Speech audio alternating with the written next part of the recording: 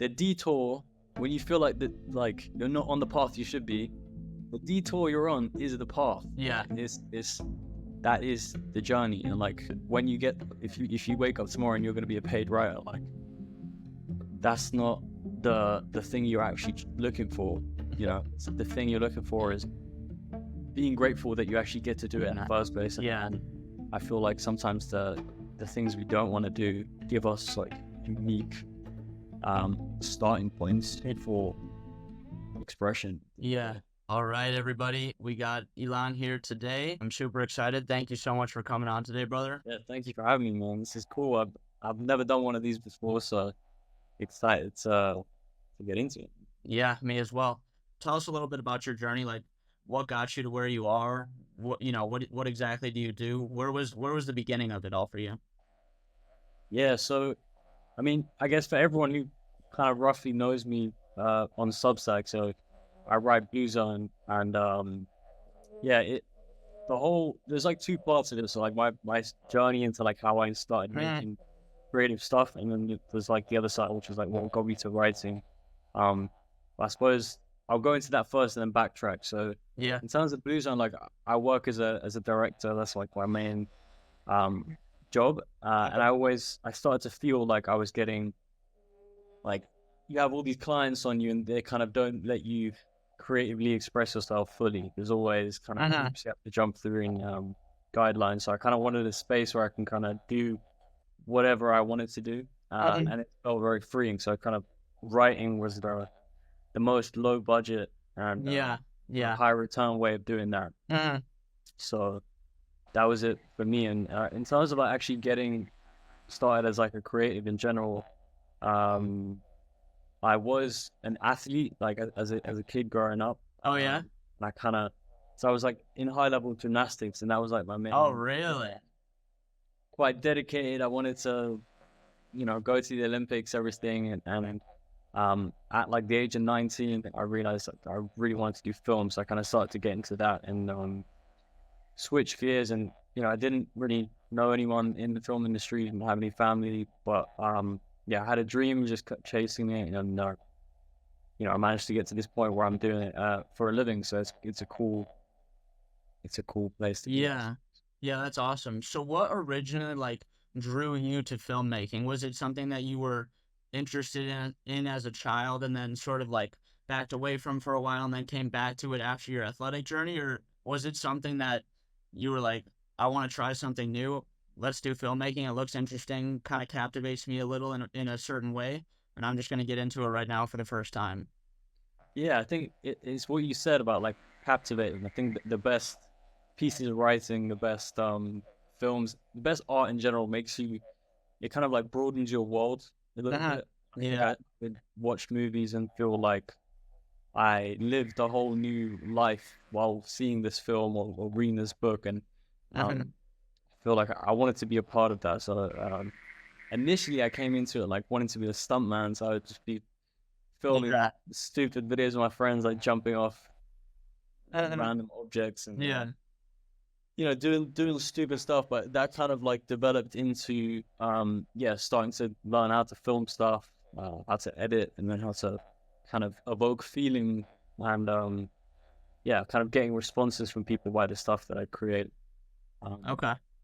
So yeah, that's very interesting. So, and you said you went to university. Did you study film there, or was that something completely different? Yeah, I did. I studied film, and that was, I mean, it wasn't the best course necessarily. Like but the people that I met that was the best thing about it. Yeah.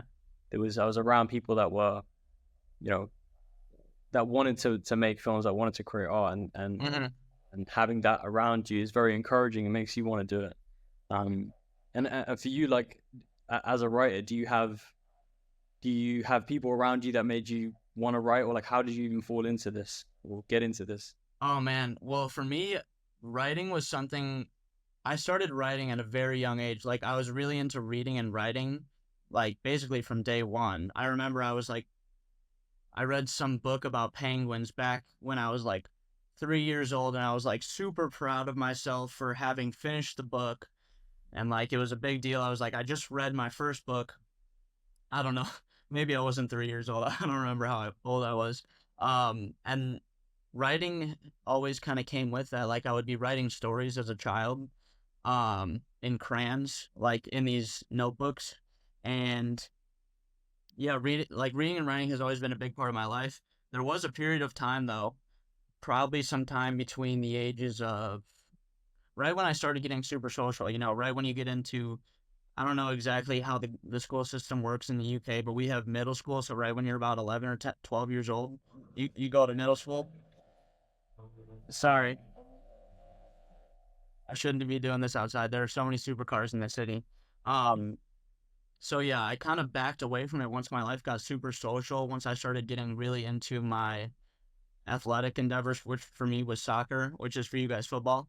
Um, And so yeah, like I drifted away from it and I kind of lost myself, funny enough, like in that time. And the whole process of becoming, who I am now has been sort of returning to that which I was drawn to originally as a child.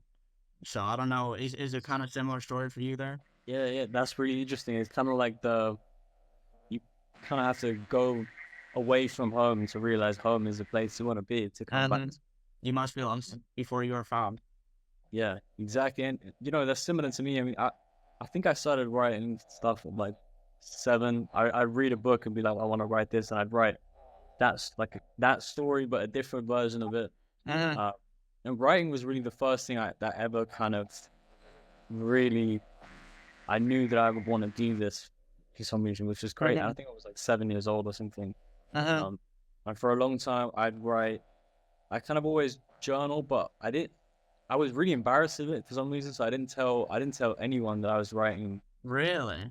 Years. I would write like these stories, but I wouldn't tell anyone. I'd like hide my notebooks and stuff. It Yeah. felt like if people found it, it was like the whole world would end. Yeah. Yeah. So, and then when I started to do film, it almost gave me a license to like, well, if you want to film something, you have to think of an idea first. So writing kind of came in hand, and then um, it was really like posting and Substack took it to a whole nother level in terms of um, actually focusing on improving uh, and as a writer and trying to get better at communicating and Yeah. uh, practice like makes perfect. I'm not saying I'm perfect at all, but I think Yeah. practice does. It's amazing what you can do if you put in the time. I think. And Well, yeah, that's really interesting. So you've kind of always been, because I was gonna say, like, you are an incredible writer, but you've only been writing, I guess, publicly for a year or two now. But you've been filmmaking for, I mean, more years than that. I'm not exactly sure how long. yeah, a lot longer. So I've been doing film since like 2016, so almost 10 years at this point. Yeah. But yeah, the writing has been it's always been in the background. Now it's come more to the foreground. I think I must have been 15 and I was like I want to write a short story Uh-huh. every single month, and I think I got to like I did like 7 or 8, and they were all terrible. Like I've still Yeah. got them. They're terrible, but um there's a few there's like a line in like 10 pages that like stands out. It's like, oh, Uh, that's not bad. yeah. And it's you got to take the little things with you. But I think the interesting thing about writing is that it's unlike anything else. It's the most like absorbing creative thing I think you can do because like film is a collaborative process. You're always working as a team. Yeah. Can't really do it alone. Writing, because it's like alone kind of by design, you're alive in this world that's so precise because you're always trying to get to the most precise way of expressing yourself. Yeah. Um, and it's also so broad because you can go in any direction.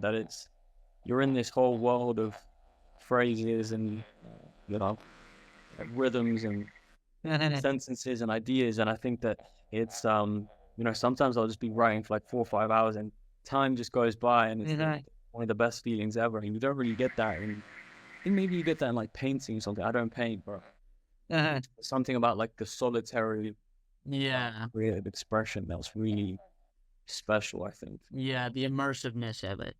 Yeah, exactly. Yeah. Yeah. I do notice that, like, I mean, part of it is. a sort of like attentiveness factor. Like you have to be able to dig so you have to focus your mind so particular so I don't know. You have to focus your mind so deeply on one single like it's almost like a feeling. Have you ever seen Ratatouille? Yes, yeah, yeah. So you know the scene, I always compare it to this. You know the scene when the rats are trying the cheese and the grape or whatever, and like it's just them, and then the rest of the background blacks out, and there's those colors flying around in the background. Yeah, yeah. Writing to me kind of feels like that. Like you kind of have to shut down all your senses and narrow in on one central feeling and do your best to paint a picture with words what that is. And you really have no idea while you're doing it what you're doing. You're like, I think I heard something similar about this with maybe it was a guitarist or some sort of singer, but somebody asked him like, how do you like do you do this intentionally? Like, and he's like, I really have no idea what I Yeah. say when after they like it just comes out, and that's how it feels. It's you're just pointing to or you're trying to put your finger on a particular feeling or sensation, or I don't even know if feeling or sensation encapsulates what I'm trying to label this as. Um, Yeah. but ultimately it's like completely necessary, like it's therapeutic for your soul almost. Yeah, 100%. And it's so interesting. Like in a conversation, you don't really know. Like even now, I don't really know what I'm gonna say next Yeah. until I say it. And I think Mm-hmm. writing is like that, but a lot slower. Because Mm-hmm. it takes a longer time to write the words. But um, it is. I find almost like there's like what you want to say, the intention of what you're writing about. Mm-hmm. But then there's also like it's like the getting out of your own way to not judge what you Mm-hmm. write down, and to just kind of like open the floodgates in a way and just let Mm-hmm. it come out like almost word vomit, kind of just Yeah. putting it all out. And within that, you start to find a rhythm and like a feeling. You can kind of surprise yourself. I think that's one of the best feelings you get within writing. Is like there's nothing, and then half an hour later there can be something Yep. surprising that you didn't think was gonna be there initially. I think Mm-hmm. that's also what makes it kind of really interesting as well. So Mm-hmm. Yeah, it's like every single day you're sitting in the same chair, but you embark on a completely different adventure than what you were doing yesterday, which is really cool. Um, so, so yeah. let's dig into that. With you mentioned how writing almost acts as like a foundation for your filmmaking. Mm, So how did you? So writing came first for you, right? That was something yes. that you've always been um, invested in, something you always sort of reap pleasure from. How did that lead you at all to filmmaking, or were the two completely disjointed and you combined them after the fact? Yeah, that's a good question. I think they were probably separate first. Like I got into film because film is a way more. I suppose almost an easier medium to consume. You don't have Mhm. to do much effort to look at the screen. Uh, You see it and it's there, and it's you're absorbed in it way quickly. Reading takes more effort uh, because you it takes a while to learn how to read as well. So uh, sometimes you're just looking at the words and not much is coming inside yeah, in your head. But um, I think the older I got, the more I realized that like everything with expression is really kind of the same. You're really just trying to say something with it. uh, Um, but yeah, I think film came first and writing came separate. And writing, especially the writing I do now for like Substack, that was born out of this. Um, it was kind of framed around the creative process. Everything I do, I was thinking about how I did it, yeah, why I did it that way, and like why. Like when I was a gymnast, I was focusing on everything has to be like perfect. And then mhm, when you're a filmmaker, like you or an artist, you realize like, for me at least, I realize perfection doesn't really exist. Like it doesn't. It's is that famous line where I think it's perfectionism is procrastination masquerading Uh, as, you know, it's something that holds you back. I think I'll yeah, find the exact quote, but yeah, uh, the idea is that like you can't. I was always thinking about how I did things, and Blue Zone started out with this idea of like let me explore actually why I make the decisions I do, uh, and it ended up just being like a playground of like creative ideas. yeah. That's super interesting. Yeah, I've noticed in reading your work that a lot of it is. I mean, you also stated outright, but a lot of what your work is doing is sort of like it's sort of like a meta analysis of the creative process itself while simultaneously engaging in creativity, which I find is super interesting. Um, and you don't really see I haven't really seen any writing like that on Substack either. Um, so yeah, I love what you do. Um, Thanks. so in this journey, especially when you were at the start of it, what what uncertainties did you have? Like what alternative paths were you considering walking? I know you said you were really into gymnastics and that you had very lofty aspirations in gymnastics. Was that sort of like your central focus, or were you considering other paths as well? Yeah, that was like the main thing. That was my whole life was just eat, sleep, train. Uh-huh. Obviously, I was going to school as well, but like I sounds like what I cared about the most. I was training like 25 hours a week, 30 hours a week, um, and then yeah, I suppose what was the beginning of that question? Of like, what, how did you feel? Yeah, so what were your like doubts in this process and what That's- uncertainties did you experience like where because a lot of uncertainty isn't I mean part of it is a lack of confidence, but part of it is also analysis paralysis because Yeah, due to uh an excess of options. yeah. I suppose the doubt. It's always it comes down to money. I think that the main thing is that oh, if you say to family or friends, I want to be a writer, the first thing you hear is like, well, don't quit your day job type thing, or like, Uh-huh. I want to be an artist. It's like, yeah, right, type thing. Like Uh-huh. that's kind of the response that you get. Um, so a lot of the doubt is kind of the stuff that everyone deals with of like, will I actually be able to do this for a living? Uh-huh. Will I actually be able to do this, Yeah. at all? And kind of, could it ever be sustainable? That's Uh-huh. like the main thing, and that constantly comes up. It never really goes away. Uh-huh. Especially like because when you get to a new plateau, Yeah. your expectations go with that, and then Uh-huh. it's like, okay, well, can I sustain this? Yeah. So that never really goes away. But I think I've always found that doubt is very quickly squashed by action. Like you just got to take Uh-huh. action, and momentum is a beautiful thing because the more you start doing, the more actually positive attention that you bring to what you want to do, Uh-huh. the more the wheels start turning. So Yeah. it was always a focus on like, yeah, moving forward with a kind of positive intention towards where you want to go. Yeah. And your path becoming ever more clear as a result. So Yeah, exactly. you um you were always kind of set on obviously gymnastics, and then it was following that it was just creativity. You were never, for example, considering becoming like an accountant or anything like that. When I was a kid, I was like, I want to work in like a bank or something, or like, Okay. the first thing I ever wanted to be was like a superhero. When if I was like Yeah. 6 years old, Yeah. obviously you realize they're not real, and then you're like, what? But I mean, I had like I worked in a sports shop for a bit, Uh-huh.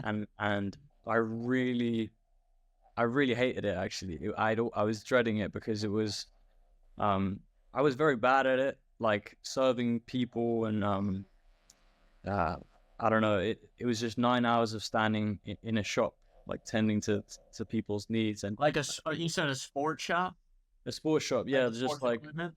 yeah, sports equipment, Okay. running shoes, tennis rackets, all that stuff. And I did that for a bit, and that was it was an important step because I realized this is not what I want to do. And I think Yeah. sometimes it really helps. doing something you really hate, because Mhm.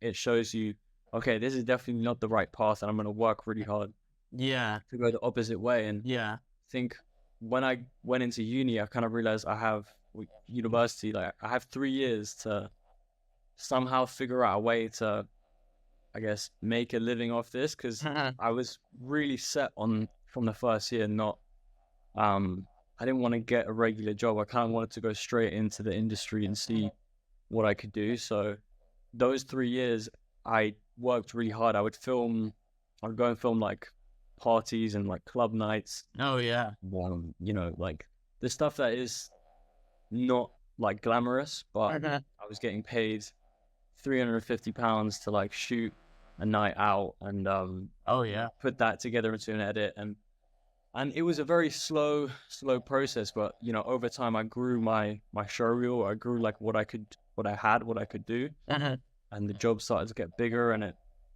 slowly started to progress. And then Okay. yeah, it's always a slow game, but it's it's better if it's slower. You don't want Yeah. overnight success, because Yeah. you'll just become all the weaknesses in your game. If we get really big, just Mhm. get magnified. Yeah. So you almost want a slow burn, because Yeah. To fine iron tune out those one step at a time. yeah, you can iron out all those kind of inefficiencies in your game, I Mhm. suppose. Yeah. Absolutely. Yeah. That's very interesting. So you started in film. I guess you first started making money in film as would it be like a freelancer? Yeah. So I'm still freelance. It's as like a videographer, I think is the Okay. word. Yeah. Okay. Okay. And now and you started Blue Zones. Was it like you recently hit your 50-second post? I remember seeing that. So it's been Yeah. a little more than a year now. Yeah, exactly. I started it 21st of April 2024. So Okay. yeah, like a year and 2 days. So Yeah. yeah, and that's been cool trying to keep it up. I didn't know if I could do it, trying to keep it up every Mhm. single week. Yeah. Um, but I managed to do it, and I think that one of the big reasons I managed to do it is because with film, it's to make a film every week, you have to write it, you have to get all the actors together, you have to shoot it, you have to edit it. There's Uh-huh. so many things that come into it. But like Yeah. the Substack, you have to put words on the page, make Yeah. it somehow coherent, and that's it. So it felt like if I didn't do it, it all came back on me. I wasn't relying on anyone else. Uh-huh. um and there's definitely posts I think aren't as good, and some that are better. But it started to become, when I was like, I'm gonna do it, like I'm just gonna commit to it. Uh-huh. It more became about the act of just doing it and moving on to the next one than it Yeah. was about like, I wasn't getting hung up on like, oh, this could have been better, and like that's kind of analysis by paralysis type thing, which you Yeah. get if you think about what you do too much. Uh-huh. Yeah. Okay. So you're still freelancing and then you write and I guess you could say like Blue Zones is your product. It's not like a freelancing endeavor. Yeah. Well, I mean, yeah, I suppose Blue Zone is my product, but I kind of also didn't like the idea of putting all my eggs in one basket in the Uh-huh. film industry. Like, Okay. being a writer was the first thing I ever wanted to do. Okay. Um, and I thought, what am I waiting for? Like, until I Mhm. retire, and I'm gonna crack the typewriter out and start Yeah. writing a novel. Like, let me just start now. Yeah. I learned about Substack. I love the vibe on here, and it felt like a very different platform Mhm. from Instagram. It's still fast paced, but it's a lot slower, and Uh-huh. so there's more value you get from it. So um, Yeah. yeah, initially it was about like, how can I, I was watching all the videos, how can you make money off Substack, but Yeah. very quickly, like, that's not the reason. That's not what kept me Uh-huh. post. What kept me there was like, I enjoyed doing it, and seeing other writers on this platform, and how good they are, and how Uh-huh. um, innovative they are with the kind of stuff they put out, made me stick around and like engage with other people, and like try and grow myself, I suppose. Mhm. Yeah, no, that's awesome. Yeah, I love Substack. Mm. It's been like it's like a breath of fresh air, really. Because before Substack, I mean, I've only been writing now for like 5.5 years, but before Substack, there was like, if you wanna write online, you kind of have to duct tape a whole bunch of different things together and bring people to what is essentially your own website. Like, I had a WordPress blog for 2 or 3 years, and like I had absolutely no idea how to. I mean, first of all, I wasn't a good writer. Not that I'm a great writer now, but I'm a lot better than I used to be. But I had no idea how to do a lot of these things that you need to do to be able to be an independent writer. Like, I mean, really, before Substack, one of the, it was either like find a way to like become some sort of like social media guru, or stick with like traditional publishing. Um, and I've never been traditionally published, so I really don't know what that process is like. But what Substack has allowed like creative people to do is like, it's unbelievable, really. It's completely changed the industry altogether. Because really, like, if you think about it, it still takes however many years, maybe like, let's say somewhere between 2 to 5 years to sort of start making some sort of income from Substack. The same kind of goes for any profession when you think about it. Like, especially if you go to like med school, you're gonna be working to set yourself up for 6 to 10 years or something like that. And Substack, you can kind of do something like that in even a shorter period of time, and you can do it without the constraints that traditional publishing places on typical, creative endeavors, or writers. Um, you can be completely authentic, on your own, without having to kind of edit things and change things here and change things there so as to fit the voice of someone else's publication, stuff like that. So yeah, Substack is awesome. So what originally drew you to Substack? How did you first hear about it? So I actually heard about it through my friend. He's on Substack as well, Ilan. Yeah. Because I didn't know it even existed. I don't know. There was like a Uh-huh. yeah. I didn't know it existed. And I kind of found out about it, and then started reading the essays, and I was like, wow, this is. I suppose I never, because for a while when I started writing, I didn't like share any of my stuff with anyone because it didn't feel like anyone would care to read about it. But then Mhm. Substack was this place where people openly like show their love for reading, for writing, and it felt Mhm. like if there's going to be anywhere where people would actually might enjoy reading some of the stuff, it's going to be here. So Uh-huh. um, it just made sense. But even from like finding it to posting it, there was still like 2, 3, maybe even 4 months of me just like thinking when is the right time? Am I going to write Yeah. about this? I think I wrote like 4 or 5 different like versions of the first ever post because it just didn't. It felt off, and Yeah. yeah. But I felt like the trial and error is like the Uh-huh. way forward with this stuff. The all the writers that have I suppose big uh followings, like you can really tell that they write from a kind of core that is themselves, and it takes a long time to find that. I think um Yeah. it takes a lot of putting words on the page that don't work, and Uh-huh. but so you eventually find a rhythm, and you can find a way to kind of cut out the fat to kind of keep the core there. You kind of have to know the boundaries. You have to. It's. I talk about this a lot in some of the blue zones in terms of like Uh-huh. failure, and like Yeah. failure is really what teaches you the boundaries of where something can be. Yeah. You, like you really know the power of saying little if you've written a piece and you've said too much. Yeah. You Yeah. kind I of like compare that. the two and you realize, oh wow, like this, Yeah. it fully becomes integrated into understanding once you've gone to either extreme or both sides. So Uh-huh. um yeah. Yeah, I really like that. Yeah. Yeah, that is what makes this journey, the creative journey. I'm sure it's the same case for, any medium, whether it's writing or painting or filmmaking.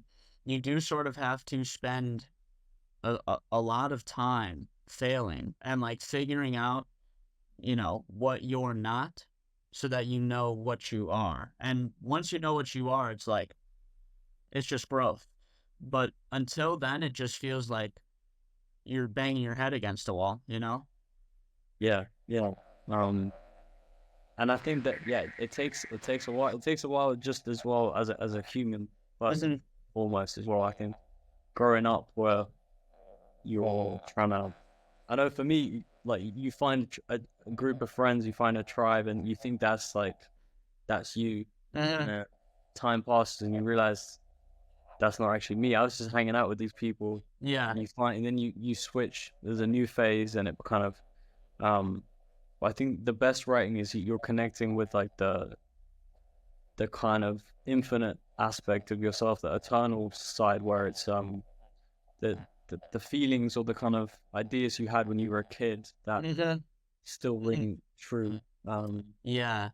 and yeah, being able to see the world and kind of just put like exactly in the center of what you're trying to say. It's such a hard thing to do. Then Yeah. as on Substack, someone who does that really well is Roman Newell. I think he's like one of my favorite Mhm. writers on the platform. He definitely knows who he is. I think that really comes across in his writing. He knows exactly what he's talking about.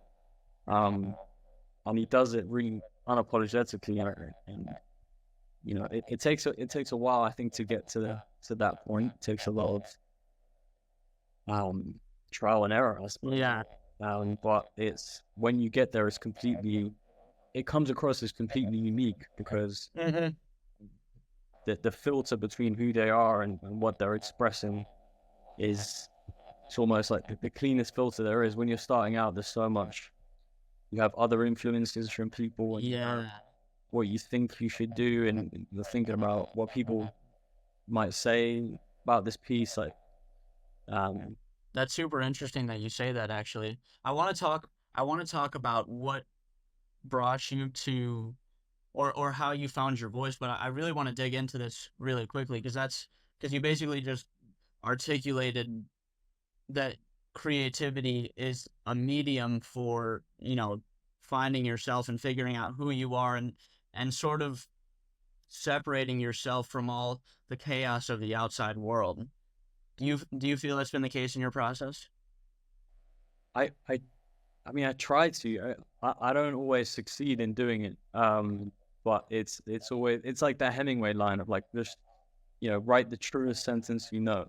Like that's Mhm. and it's you always come back to that because and like the first draft I write, oh, there's a bunch of bullshit and then there's one true thing. Like okay, Mhm. delete everything else. Start with that. Start with the Yeah. truest thing from the start because um when something's real, it has more gravity to it. Mhm. Has more weight to it, and that's the stuff that sticks. And if it's that goes beyond even aesthetics. Someone who writes a beautiful sentence with alliteration and kind of the perfect, the most beautiful word in the right place with the rhythm. Mhm. If it's not real, it doesn't land as hard as the thing that's very simple, but it's Yeah. completely real. And I think that you're always trying to get to the weight of words. I think you really realize that when you start reading writers that seem to like they use the same words as everyone else for some reason. It's like their words are shouting at you, or jumping Mhm. off the page, Mhm. and you read other things, and it kind of like it all just blurs together, and it doesn't land as hard. And I Yeah. think yeah, that the beautiful thing about like writing in a way is that everyone gets the same tools. You get Yeah. words, you get Mhm. phrases. Everyone has the same stuff, and it's kind Mhm. of it levels the playing field. But then what you do with it, what you put in, what you leave out, is where you can sculpt something unique, which is a really Mhm. cool thing. Yeah. Yeah, no, that's very interesting. So how exactly, I guess this is a two-parter then. how exactly did you, or maybe try explore and articulate the process of finding your voice, because you have a very, I mean, obviously you've been writing for a very long time, but you have a very distinct voice and style. Like I said, I haven't encountered anyone on Substack yet. I mean, I'm sure there's people out there, there's plenty of people I haven't read yet, but I haven't encountered a voice or a style like yours on Substack. And then how did you decide? So, second part of the question, or maybe I should just leave it at one, but I'll just say this right now. How did you decide what exactly you wanted to make Blue Zones about? Like, how did you even come up with Blue Zones in the first place? The name Blue Zones, and how did you decide to on what your theme was going to be, what you were kind of going to address over the past year? Because I mean, you have an incredible consistency in your posts. It's like, I mean, obviously the theme aesthetically is consistent, but even your voice and the way that you address different situations, or circumstances or topics is very consistent. So how did you arrive at that? No. Thank you. I appreciate you saying that. Yeah. I think yeah. So the first question was Cultivate your voice. how do I cultivate a voice?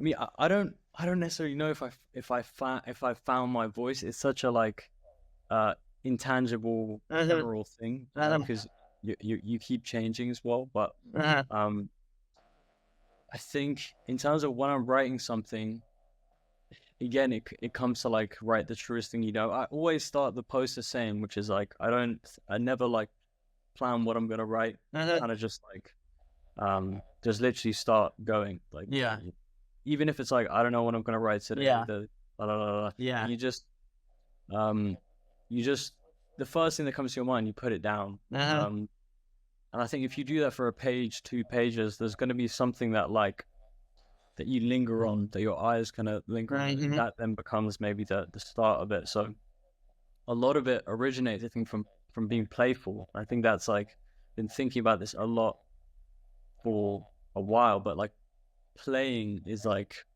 it's a beautiful thing. I think Jordan Peterson said something similar of like playing is like the opposite of tyranny, because uh, tyranny is kind of something that's done to you, uh, that's forced on you, that you have no uh, control over. But play is like you can only engage in play when you decide to do it um, uh, voluntarily, uh, and it's an act of you have to be engaged with it, but you have to be really light to be able to uh, be playful, I suppose. yeah, So I yeah, think being playful is really important, because you lower the stakes. It's not about making something amazing. It's just about trying something. yeah, And so in terms of like how I found my voice, or at least my voice so far, I think it was reading stuff that really spoke to me.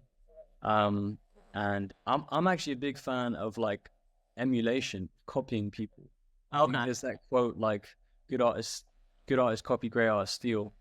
I really like the idea of like, and I did this like you'd find a page from Hemingway, or a page from Joan Didion that uh, I really like. You just copy it out, either like word for word, and you get a feel for how they build their sentences, for how they uh, why the comma that they put in that spot, and how that makes the sentence breathe, uh, um and even like using that as a prompt. Sometimes if I don't know what I want to write about, I'll literally take a page from something I'm reading that really like spoke to me, and I'll write the first two sentences of that, and then it will just take me somewhere, uh, and it'll be my own stuff. And I think that way it it again takes away the pressure, because there's already something that's objectively good because you like it, you think yeah, it's good, and then where it goes becomes your own twist on it. yeah, um I kind of got the idea as well from Virgil Abloh, who's you know the artist, fashion designer, was the old kind of creative director of Louis Vuitton. He had this idea, which was a 3% rule, where you take something that already exists and you change it by 3%. And what uh, it does is that it creates something that is already familiar, but you get a new perspective on something familiar. So he took like the the Air Force One shoe, and just added like a quote on it, and Yeah. people were outraged or loved it because they were like, well, this is not original, like this already exists, you just slightly changed it. And other people were like, oh, I love this, it's like a shoe that I loved that's like now a little bit different. And it's that idea of I think don't be afraid to break the rules in that way, because Yeah. it's again like it's I think doing stuff that's easy helps you um find a way to make things that are effortless in a way, because the best art always looks effortless. It looks like, it came easy Yeah. to whoever created it, because it seems so solid and put together and at a high level. And I think, yeah, emulating something you already like and changing it slightly is a really good way to start to get a feel for what you like and where you can take something. Um, so I do that a lot. I still do that like to this day. I don't copy. Sometimes I'll copy like a few sentences, and I used to put like a little thing at the bottom of the subsite, be like, "This is inspired by this Yeah, chapter." And yeah, I've seen that. Yeah. yeah, and I think, but like, for a while I was like, "Oh, people might hate this because I'm like almost, taking advantage of something that already exists." But I think you kind of have to.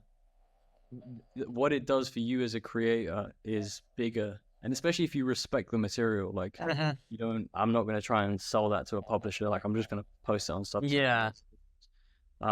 But being playful, I think, is a way that I've found whatever the voice is right now. Yeah, that's Um, very interesting. That's like it sounds like, to boil the process down, it's sort of like imitation and then iteration.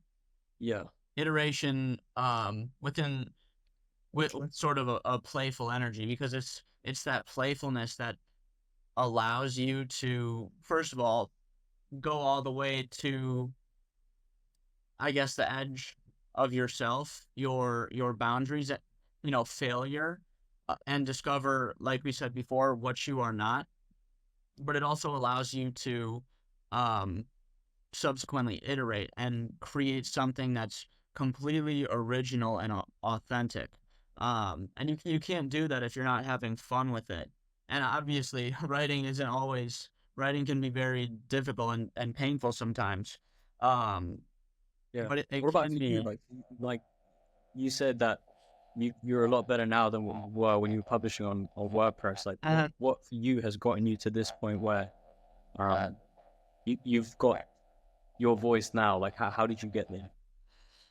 Oh yeah, it's 100% without a doubt repetition. It's interesting because I have an English degree, so I studied English at university, and a lot of people have talked about. I've heard it many times, like, and in like books I've read, like, I think a guy named William Zinsser wrote this book called I forget the name of the book. It's like a pillar writing book in for English professors to use with their students. Um, but I've never really, and I read great writers, but I've never intentionally engaged in that exercise of sort of deeply examining um another writer, and even writing it out on the page, and then sort of imitating and iterating. I've never really done that. Um which is interesting because we both have obviously sort of, I mean, we're still young. We still sort of found our voices. So it means that there's not one single way to getting there. What really matters is just that you keep on going. For me, it's been an incredible amount of repetition. I've basically, since 2019, and it's only the amount of time I give to it each day has, on average, has only increased, because when you're in the beginning of it, you can only go for like an hour or two, and then you're like, I'm cooked. I can't do more. I don't even know what to do. Like, I've tried this. And then you go back at it the next day. And basically, since 2019, I've spent, for at least 5 days a week, sometimes six. I've basically spent at least 2 to 4 hours in a cafe, writing my life away every single day, and just like starting from, like you said, like I'm here, I'm sitting in front of my computer. I don't know what I'm going to write today, but I'm just going to keep on writing. Like, it's nice outside, like a bird flew by. Like, I saw someone, get hit by a car yesterday. Like, I don't know exactly what it is, but you just like start writing. And the thing about the whole process is that it's so inarticulable, because I believe personally, like, when you engage in this sort of, I guess, behavior, when you practice the habit of writing, I do believe that you're connecting with something that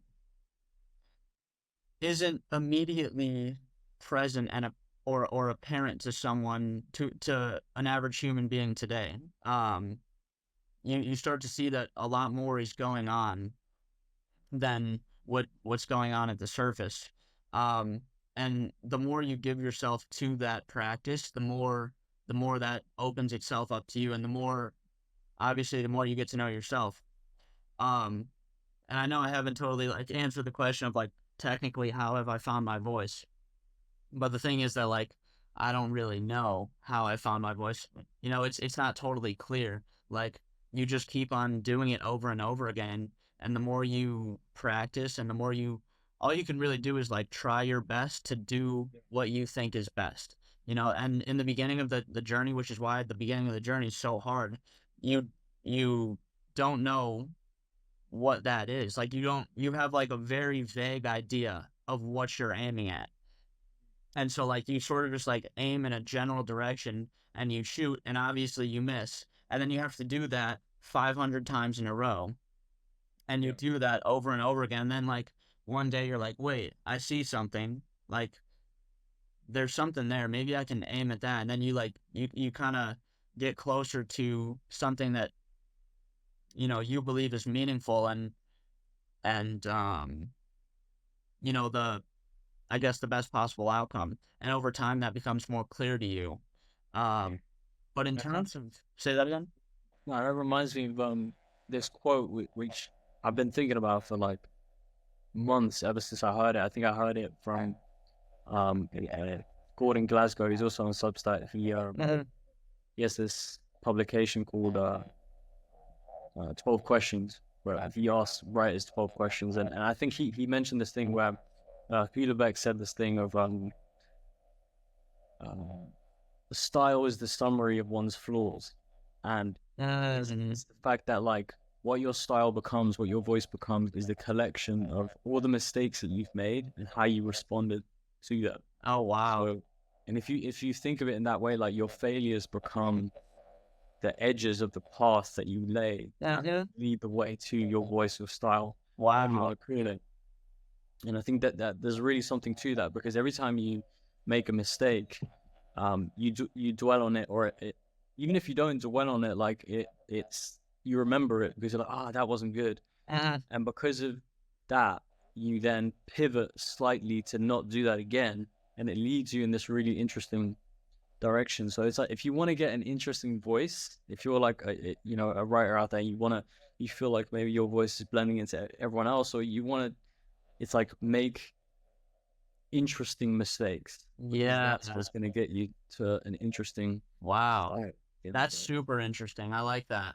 It's so cool how it's like a lot of creative people have never had a conversation and can relate completely on their experiences in the creative process. Like, I mean, it sounds like I just said, I kind of had to go and fail and like kind of see my boundary before you can kind of return to yourself. And I mean, that's basically, it sounds like his experience has been the same, which is really, really interesting, because it means there's something underneath it all, something unifying the process and the experience that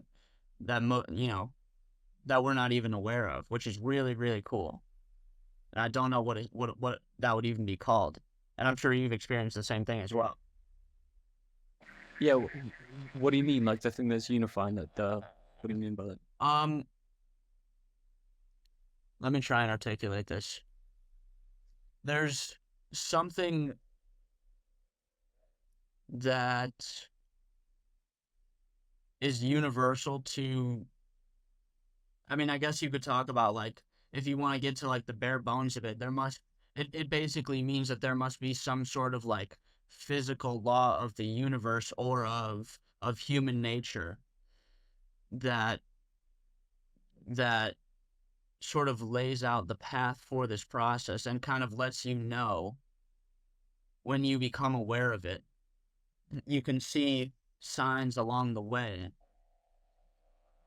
because you know that other people have, or you'll hear from other people intermittently that like this is something that everybody experiences in their journey, and therefore you are on the right path because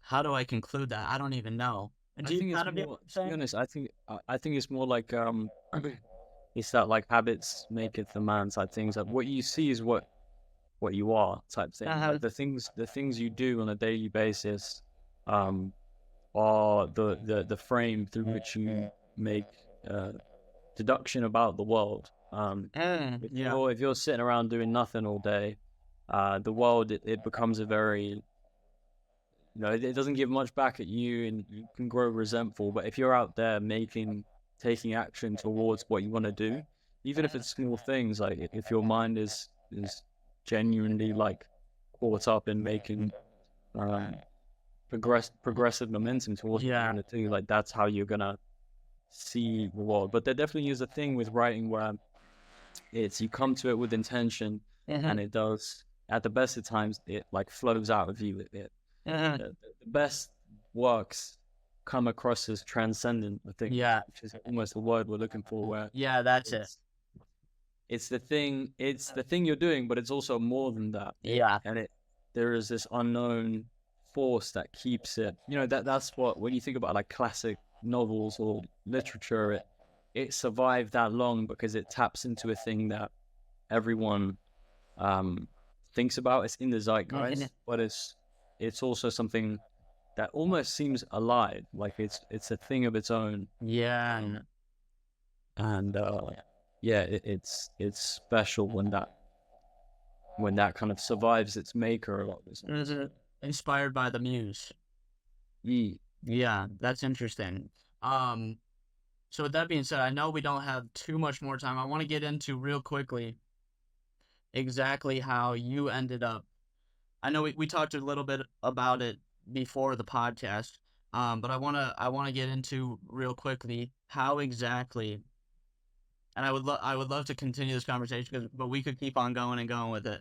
yeah. But I want to get into real quickly before we run out of time how exactly you came to, name blue zones, how you came to establish sort of what what you were going to end up writing about consistently over and over again every single week. Yeah, it's a good point. I mean, in terms of like the stuff I write about is stuff I think about a lot of the times anyway. In terms of like perfectionism, in terms of like the pursuit of anything. Like if you're Mhm. trying to pursue a goal, like Yeah. the goalpost always gets further. Like the things that I encounter in my career as a filmmaker and just as a human being, I suppose, Uh-huh. I'd bring up with my friends anyway. That I'm like, oh, if I think about this stuff, I might as well write it down. So it came from a need to want to do that. Um, Yeah.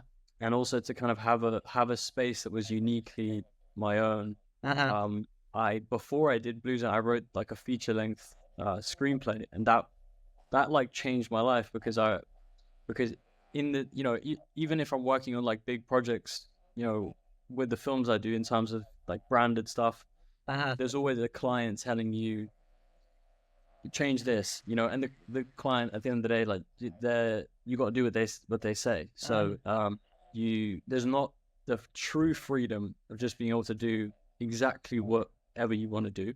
Yeah. And starting to like write this feature length screenplay made me like I always wrote it like at least 20 minutes at the start of the day, Uh-huh.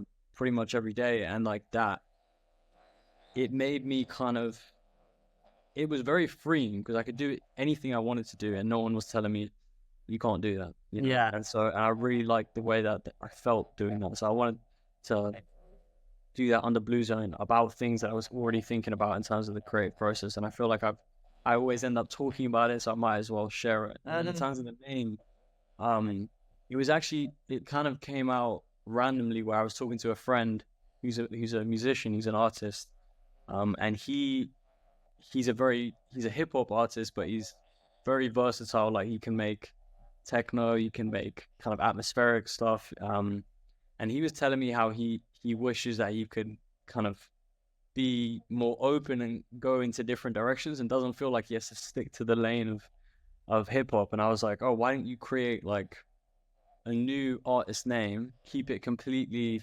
incognito, and just call it something like Blue Zone or something? And he's like, I'm not sure. And we spoke speaking about it, and that name kind of stuck. And I was like, that's interesting. Um, and then when I again go back to Virgil, he's like one of my mentors. I mean, he's I worked on 3 of his collections for Louis Vuitton when he was still there, but his philosophy, his ways doing things, I always come back to. And he had this one lecture where he was talking about how do you name a brand and how do you name a company or a project. And he said something really interesting, which was the name should always bring you back to the original image of the feeling it evoked of why you started the thing in the first place. And so like he was talking about it with Samuel Ross, who's the creative director of A Cold War, which is a luxury fashion brand here in the UK. And A Cold War, it's called. And for that name especially, he was saying that what he envisioned was like a bird's eye view of like a London estate. This kind of wall that separates one class from the other class, and also and that image alone kind of gave him enough. It was always the starting point for creating a collection, fashion collection that kind of was based from those roots. So for me, the name always had to come back to the root of what you're trying to say eclectically in everything. And so Blue Zone really, for me, represented like flow state. It's the ability to kind of, it's that transcendent thing we were talking about of like the space you're trying to get to that lets things just come and flow through you. But it's also like, Blue Zone is like the sky. The sky is the limit, and it's endless. You can build it. And it felt like the right thing in terms of saying it and seeing it written down always reminded me of where I needed to go to talk about the things I wanted to say. Yeah, that's really cool because that's like the way you articulate that is like exactly when I think about your writing, that's exactly like spot on for your style and your voice and the sorts of topics you address. So that's really, really cool.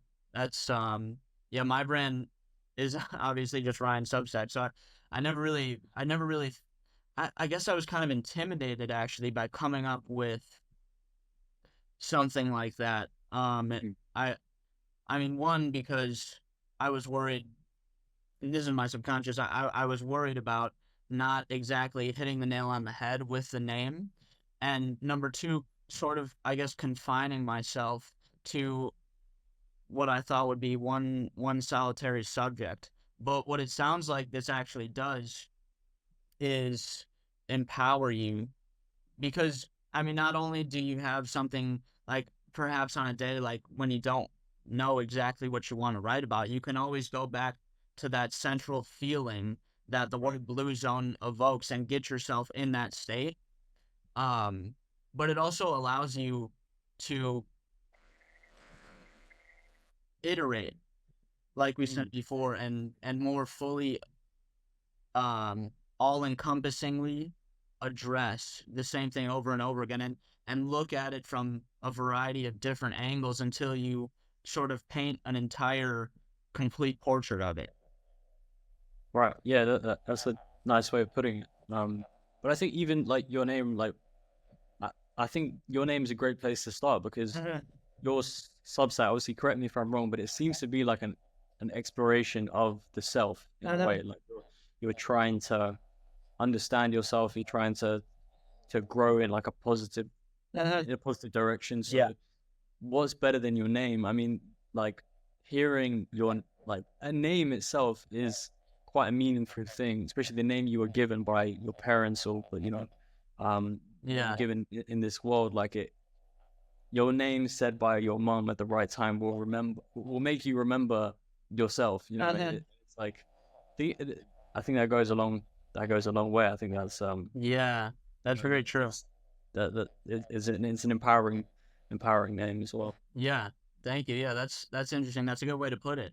Um, okay, finally, so I know we are approaching the end of our time, but I would like to ask, um, finally, where exactly do you see yourself going, and um, what factors are you taking into consideration in in the process that you're going through right now? That the point of the journey you're in right now. Obviously, you recently had an awesome success, which was really cool to see firsthand. Like, what was the name of that post that blew up? Um, yeah, it was conversations I never had. Yes, yes, yeah, that was awesome. Yeah, that was really cool to see. Like, because I mean, we Thanks. haven't been talking forever, but we've been talking for I don't know, at least like 3 or 4 months, if not Yeah. before. I think it was before the new year actually. So that was really cool to see. So yeah, where do you see yourself going? Like, do you see yourself merging filmmaking and writing in some way, or are you planning to keep the two distinct? Um, what doubts do you have in this journey? What factors are you taking into consideration? Anything that bubbles to the surface right now, I'd love to hear what's going on. Yeah, no, I mean, that's a lot of questions. I mean, I Yeah. don't know what to start really, but I think one thing we haven't spoken about, I've still got like a bit of time as well Okay, if you perfect. need, but Yeah. um, one thing we haven't spoken about that you mentioned before is like how to, I guess, make it a living. And like, Mhm. I'm not a writer full time. Like, I'm Yeah. not, um, I'm very appreciative of my paid subscribers. Mhm. A few of them, which is so crazy to me that people are deciding to be like patrons. But Mhm. um, what I do is film, and I suppose one thing that you wanted to talk about was like how do you create the thing you love Yeah. into the thing you want to do, and Mhm. um, that it's a long process. But I think an important part of it that I wanted to say to you before was like sometimes if you place that on such a pedestal of like the ultimate thing, it can take away from your joy from Yeah. getting to do it in the first place. And I Mhm. think like again going back to the like being playful with it, that's the thing that's going to keep it exciting, and that's the thing that's probably going to let you find actually do it in the way that will attract the most people. Yeah. Because if you're doing something that's exciting for you, it's gonna infuse itself into the product as well.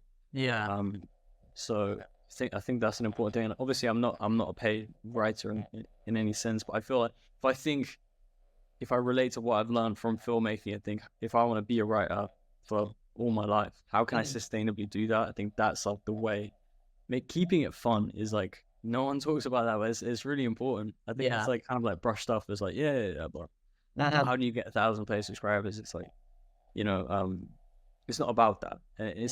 It's about the craft. It should be about the getting to do it in the first place. Yeah. Um, I don't know if that answers any of your questions, but No, yeah, I um, totally understand that. I completely resonate with it as well. That's something I've been struggling with in my journey, I'd say. How do I maintain a balance between because ultimately I am trying to I'd be lying if I said I wasn't trying to generate some sort of income from writing. Um, both I because think like say that the again? cool thing about like your journey to it is the thing. Like, imagine tomorrow you're a full time writer. Now what? Yeah, Right? It's like true. you Yeah. still you need the experiences in life, and like I sometimes wish because I'm relatively young doing the thing I want to do. Like I want to be a director. That's like the main thing I want to do. But sometimes I'm like, oh, if I worked like way more odd jobs and was in like random situations, how much more material would I have Yeah. that I could put into the actual work? Uh-huh. And like I'm constantly actually I work in fashion a lot in like the luxury space, and at the top level, it's very, very disconnected from. reality. You are dealing with like supermodels and people that are flying private jets and like the upper echelon of like luxury, and it's very disconnected from realness, from Yeah. truth. Yeah. And so in my odd like my personal work, personal films, I actually try and go to like where's the realest place I can go. I did like I'm working a project on like a waste collector, you know, a bin man, and like Uh-huh. that's like been talking to a lot of those guys, and that feels like a breath of fresh air. Of like these guys are, you know, real guys, you know, doing an occupation that's like actually needed Yeah. in the world, as opposed to like some airy fairy like status game that's all Yeah. about like how you see it. And I feel like all the experiences you have, like you've now got, you know, you're preparing for a new job that maybe isn't what you want to do, but like there's something that you can learn from that that Yeah. makes it really interesting. Like another amazing subsite is Heavy as the Headset by Will Boucher. Okay. I hope Yeah. I'm I saying haven't his heard name that one. Yeah. second name right. He's awesome because he's like he works at a uh I believe it's like he does some kind of calling center, and he talks to people on the phone all day like in a headset. So like his the name of his subsite Heavy as the Headset is kind of like I suppose his fictional, because he writes a lot of fiction, his response to his job. And like, you know, it's not what he wants to do. Clearly he wants to be a writer, but Uh, like the experiences he has doing a job that he doesn't want to do gives him a really unique perspective yeah. that feeds into the work in a way that you don't see that often. He has a completely unique voice as well. So I feel like the detour, when you feel like like you're not on the path you should be, Yeah. the detour you're on is the path. Yeah. It's that is the journey. And like when you get, if you wake up tomorrow and you're going to be a paid writer, like that's not the thing you're actually looking for. Mhm. You know, the thing you're looking for is like is you know being grateful that you actually get to do it in the first place. Yeah. And I feel like sometimes the things we don't want to do give us like unique starting points Yeah. for expression. Yeah. No, that's some beautiful insight there. That's I definitely relate to that. Cause I would Uber Eats a lot. I haven't been doing it as much recently, but like that was like how I supplemented my income basically when I was in college. Mm. And in doing so, I acquired so many. Cause when you're delivering food all the time, you're meeting a whole bunch of different people, and like, not every single time is going to be a crazy story, but like, I've had a variety of really interesting experiences that have like directly and indirectly informed my writing. Mm. So I really like the way you put that, and it's honestly super relieving to hear that from someone else, because I've sort of thought that to myself, but I'm like, in your head, you're like, okay, like, is this like part of life, or am I just a bum? I don't really know. Um, but it's so true. It's every single creative person really has some sort of experience like that, in which they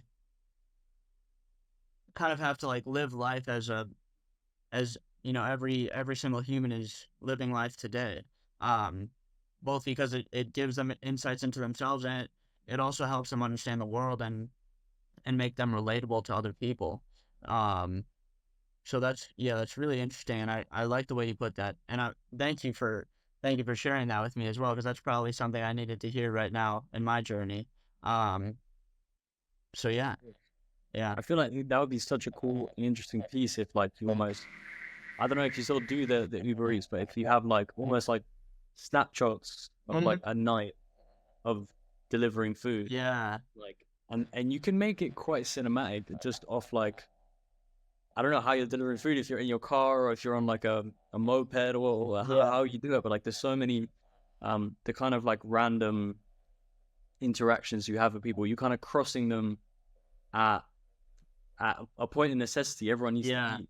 Um, but like the way that people present themselves to yeah. you, That's interesting. and they Almost don't kind of even like look at you, or they have an interaction with you, it's a yeah, really interesting dynamic that I think like a lot of people are interested in. yeah, If you, it's all about how you frame it. yeah. But No, yeah, it sounds like it would almost follow the a similar structure to your post, the conversations I never had. That because it kind Mm. of followed that sequence where you would work through different snapshots of a particular experience, so as to sort of like in a condensed way highlight the wholeness of a particular situation.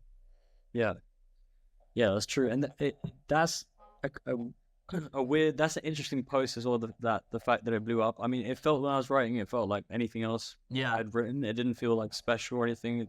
But interestingly, like that experience came off this. I suppose the inspiration from that came from me going out into the world and making this film. Initially, it was going to be on this waste collector, but it that ended up falling apart, and I did it on a concierge, someone who works like front of house, yeah, like a receptionist basically, yeah, and hearing his story and kind of where he went through a really dark period in his life, and he felt like he almost like he wanted to end his life because he's a very kind of comedic person. He kind of he's a very loud person. Everyone talks to him, yeah. and he talks to everyone, but no one ever asked him like how he was doing.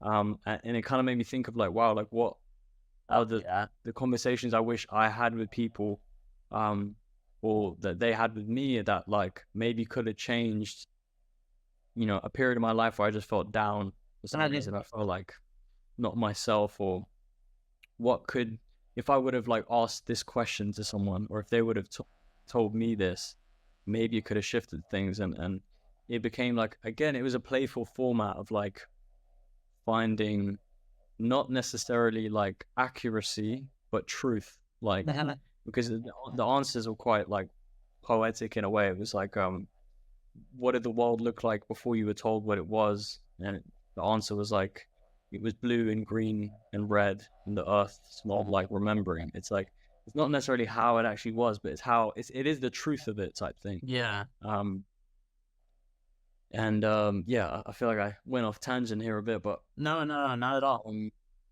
yeah, it's interesting. I feel like yeah, the experience. I think what makes something compelling is like something like people owning their themselves. Really, like all the writers that I mentioned today, and like I feel like all the writers that speak to me, no matter who they are, despite their flaws, like they stand on their 2 feet, and they are who they are. Like Yeah. they see it how it is.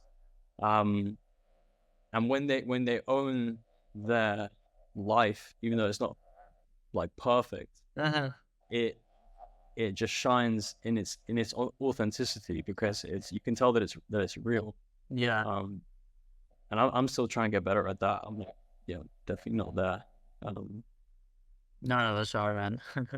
yeah, Yeah. it's like it also makes me think of like that thing of like the worst thing that's ever happened to you is also the best thing that's ever happened to you, Yeah. because the worst thing, it's again coming back to this like your the flaws are the style is the summary of your flaws. It's the same concept in a way, because the worst thing that's ever happened to you gives you it such a it has such an impact on you that it gives you a completely unique starting point, or kind of frame of which to put your expression onto it. Uh-huh. And when that's done with like no holds barred, it's just fully let out, it's always compelling for other people.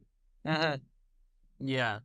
Especially especially because in an instance like that, when you're sort of like stripped stripped to the essence of yourself, when because life takes things away from you or something like that, whatever the situation may be, you're presented with a choice, Mhm. and you have to demonstrate your will essentially, and for that reason to you know to grow something beautiful from what's on the surface something so disastrous and destructive, um is admirable and inspiring to others, and for that reason so much more compelling, like you said. Yeah, Yeah. 100%. I mean, it's a crazy thing, but almost like sometimes you read about like a a writer struggles. Like you look at Bukowski, for example. Mm-hmm. No one wants to work in the post office. Yeah. There's very few people who wants to work in the post office for 50 years, not doing the thing they really want to be doing. Mm-hmm. But that's how you make a Bukowski, like Yeah. through all the and all the the the bad things, the boring things, the thing that kind of everyone looks over when he's in it. Like when he was working in the post office, no one gave a fuck. It's only Mm-hmm. after the fact he's made all this work that becomes a really interesting part of his journey Mm-hmm. because he owned it. And like when he did become famous at like a later age, he was who he was, and he said it how it Yeah. was, Yeah. and that's what made it good. It almost like makes you envious of the shitty times he's had, which Mm-hmm. is crazy. Yeah. But like the great expression, the way it is a beautiful thing in terms of the actual product, that sometimes you mistake the process of getting there for beautiful as well, even though oftentimes it's the opposite. Yeah. Yeah. It's funny. That's literally what I am writing about today, or what I wrote about this morning, and will either be posting about later today or sometime later this week. Um, because yeah, like I told you before we started this podcast, I'm out here to sort of like get trained for this new job, and like I was recently like uh I didn't it was a surprise to me. I got hit with, because we had to pay our taxes like a week ago, and I was like not prepared for it, and I don't have the cash. And then, 4 or 5 days ago, like I was parked in the garage here in Tampa, and my car got towed, and I got hit with this $300 bill, and I'm like, okay, like I'm not screwed or anything, but like I'm in debt right now, and I can only smile at the situation. Like at when I was in it, I was like, are you kidding me? But Mm. but now that I've had a day away from it, like I'm still in the same situation essentially. But now that I had a day away from it and I could write about it, I was able to frame it in this I guess positive light. I can only smile at this situation because I'm looking at the situation and I'm like, this is absolutely necessary for me to become who I need to be. I'll be much more glad later down the line for having this story and having overcome this experience than if there was, a clear walkway upwards to wherever I think I'm gonna end up, you know. Um Yeah. so It's yeah. I think as human beings, you can't ever not see the world in stories. Like we're just Uh-huh. stories are so like ingrained in our DNA almost, in the way that we like see the world. That is, and in that same way, like all the stuff that that is negative about your life, it sometimes you're too close to it, and it feels like the whole world. But in every story, there's a point where the hero is at like its lowest point, and by the end or at a certain point in the story, it's at a high point, and it's almost like Yeah. you can zoom out and use the bad place you're in as fuel for the kind of contrast it will one day like be in. Uh-huh. It makes it more meaningful. It makes every step towards where you want to go more meaningful. Uh-huh. Um, because it's like almost not even. It's like if like tomorrow you became a best-selling Yeah. author What? out of the blue, like there's a book. You wake up, there's a book in front of you, 300 pages written by you that you have no memory of doing, and Uh-huh. becomes a bestseller. You become a millionaire. Like it doesn't mean anything. Yeah. You won't feel after I guess the I guess rush of this contrast and new life. After that wears off, like there's no, you didn't do anything to really. It was just given to you. It's why like people who win the lottery, Yeah. most lose all the money, um, very quickly. It's the journey. It's a cheesy thing, but it's the journey towards that. Yeah. No, it's true though. That is really the thing that holds the value at the end of the day. Yeah. Yeah. It's the experience of it all. It's who you become as a result Yeah. of chasing the golden chalice. It's not about the golden chalice. It's about all the experiences in between where you are and where you think you want to be. Yeah, Um, yeah, dude. exactly. And I think with your question before of like where do you want to go, I think it's constantly trying to remember that it's about the steps, and simultaneously, it's always like a paradox. Simultaneously, just thinking bigger and bigger and bigger, like allowing yourself to think big, and then remembering that it's about the next letter you write, the next word. And that's hard to do because you kind of you think big and you get swayed by the idea or the possibility behind that, and you kind of lose yourself. But then you come back to the little step. But if you can, I think that for me is like I want to be able to think as big as I can, to be able to think that I can do anything if I believe it, and simultaneously to know that the goal is just being able to work towards that. Yeah. And that's almost like a boring answer, but I feel like it's the most healthy way to engage in the thing you want to do, because otherwise I know a lot of people, and I think I used to do this. It's so easy to put so much pressure on yourself to be a certain standard, and it's just made up. I mean, it's all in your head. Yeah. I think I remember the quote now. It's perfectionism is procrastination masquerading as quality control. Yeah, I've heard that. Yes, exactly. Yeah. Yeah, and it's so true, and it just I think it's not useful trying to make things perfect, trying to even make things to a standard that they should be Yeah. in your head. It's just make things, Yeah. just you know. Yeah. Because nobody really cares as much as you think either. That's the other thing too. So much of procrastination and creative output is rooted in what are other people going to think about this. And obviously this is like a platitude, but it's true. Like people read your stuff, it could be the worst stuff ever, like they'll forget about it in 30 seconds. So you might as well get the ball rolling, you know?